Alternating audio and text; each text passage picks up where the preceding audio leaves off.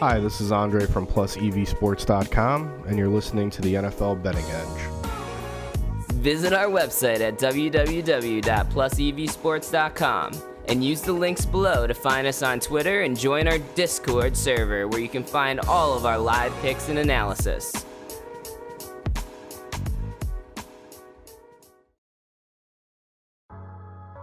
After a disappointing 2018 season, the New York Giants, who have an over-under win total of just 6 in 2019, travel to Dallas to face their divisional rivals, the Cowboys.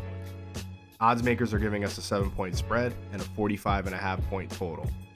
Dallas just signed Zeke to an extension, so he's back on the field, ready for another productive year. This will boost their offense, but don't expect to see the 25 to 30 carry tally for #FeedZeke that we're used to. We'll be keeping an eye out for Tony Pollard's rushing props since he had an impressive preseason and proved to be serviceable in the event the Cowboys front office couldn't make a deal for their star running back. On the opposite side of the ball, the Giants welcome back their tight end Evan Ingram, who's yet to get through a full season. When he's on the field, he makes an impact. During his rookie season in 2017, Ingram was targeted 115 times, netting 64 receptions for 722 yards in just 11 starts. The following year, injuries limited him to only 8 games. During that time frame, Ingram had 64 targets, yielding 45 receptions and 577 receiving yards. The Cowboys have a good defensive front, but Saquon Barkley can run and catch the ball at an elite level from the backfield and will assist with establishing the play-action pass down the field.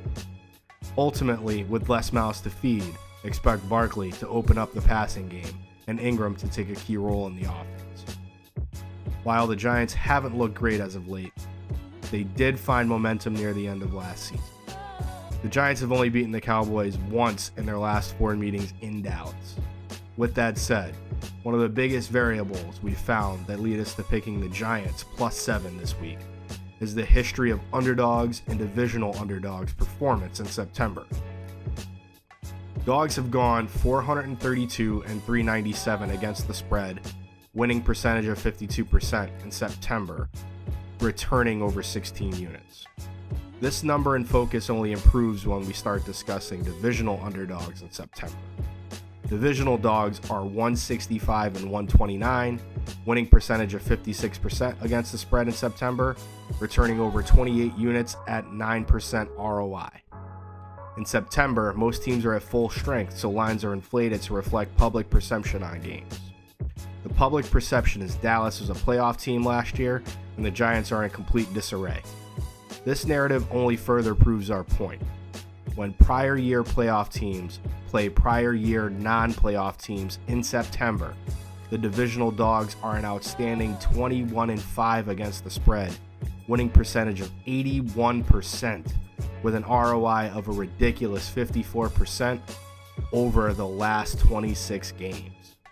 Dallas is the better team, but not by 7 points.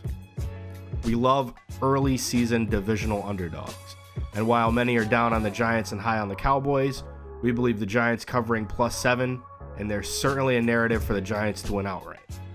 If you're riding outright with us, it would be wise to wait until kickoff when favorites are typically hammered. Over the last 3 years, these teams also managed to stay under 40 points, with the exception of a late December shootout last year in New York. In week 1, where teams look to shake off their rust, we also like the under 45.5 at 1.93 odds. Next up, we're going to take a look at the Ravens as they travel to Miami. Their defense looks to prevent the Fins' offense from finding any success, and we believe we'll find this to be true. We're looking at a 6.5-point spread with a 39.5-point total. Let's dig into the preseason a bit. The Dolphins had a quarterback battle between recently acquired former Cardinals first-round pick Josh Rosen and longtime veteran of what seems to be every team in the league, Feared the Beard, Ryan Fitzpatrick. Rosen saw early action, and the Fins gave a solid look at Fitzpatrick week 3, where he went 12-18, 126 yards with 1 touchdown. Josh Rosen had a nice preseason, but offensive coordinator Chad O'Shea explains that he's still learning the offense, improving on field and off, mentally and physically. This is what led to the decision of starting Ryan Fitzpatrick, at least for now. It's apparent that the team wants Rosen extremely comfortable with this new offense and are not in any hurry to put him under center, and also not in any hurry to win any games. They had an offseason purge followed by some recent blockbuster and head-scratching trades. First, they sent deep threat Kenny Stills and tackle Laramie Tunsil to the Houston Texans. The Texans gave up a ton in order to close the deal, including first-round picks in 2020 and 2021. The Finns also dealt linebacker Kiko Alonso to the Saints, who contributed 354 tackles and 5 interceptions over the past 3 years. It's clear the Dolphins are in rebuild mode, and it makes sense, quite honestly, especially given the current state of the AFC East being owned up and down the fields of the ageless wonder Thomas the Goat Brady, who recently just acquired no other than Mr. Antonio Brown. On the other side of the field, the visiting Ravens look like a top contender this year, and we'll see if the second-year quarterback Lamar Jackson can build on an impressive first season. Jackson officially took over for Flacco in Week 10, leading the Ravens for the final 7 games, going 6-1 in that stretch. While his accuracy was shaky in 2018, he did most of his work on the ground, rushing for a total of 695 yards, 5 touchdowns, leading all NFL quarterbacks last season. And for those of you that play fantasy football, I'd consider playing Jackson, as the Dolphins defense gave up the 3rd most rushing yards to quarterbacks last season with a total of 383. The Ravens have added more weapons to surround Jackson in the offseason, signing former Cardinal wideout John Brown and Saint Mark Ingram to multiple-year contracts. In the draft, they snagged Marquise Hollywood Brown in the 1st round, Miles Boykin in the 3rd, and Justice Hill in the 4th. The Ravens front office is building a team to support Jackson's strength. They need players who can burn their defenders at the 2nd and 3rd levels, assist in blocking to bolster what will be a run-first team, and just guys that can get open quickly. Getting back to the game, we believe this will be a very defensive-focused matchup with lots and lots of ground game, at least on the side of the Ravens. This should pay off nicely, forcing Fitzpatrick to hurl some of his signature 50-50 YOLO balls. Not much more to say here besides lay the points, especially if we're getting the key number of 6.5. Another prop we're keeping an eye out for is Fitzpatrick intercept totals, which we should see come out closer to game time. Don't forget to join the Discord for game time picks. Follow us on Twitter, that way you know when they're coming. Our final pick for the first NFL Sunday comes from the head-to-head matchup between the Cleveland Browns hosting the Tennessee Titans. The Browns are 5.5-point favorites with a 45-point total. Baker Mayfield begins his 2nd season under center, with the hype for the Browns' potential reaching into the stratosphere.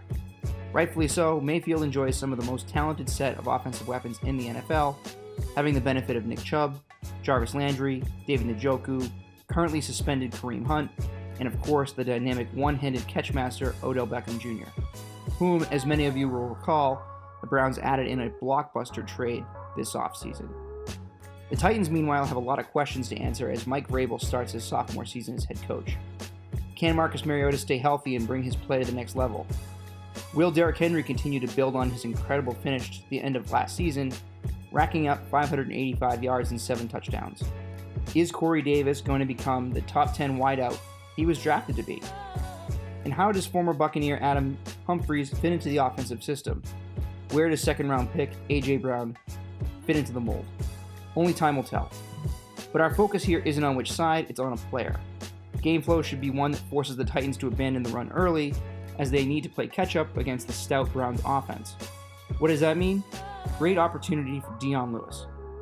It's not all too different from our easy Tariq Cohen lock on Thursday night, which we expect Lewis to do Lewis things, and should have at least 35 receiving yards, which we're taking 2.414 on the bet online. Lewis finished the 2018 season with 59 receptions for 400 yards and 1 touchdown, roughly 4 receptions a game with at least 25 yards.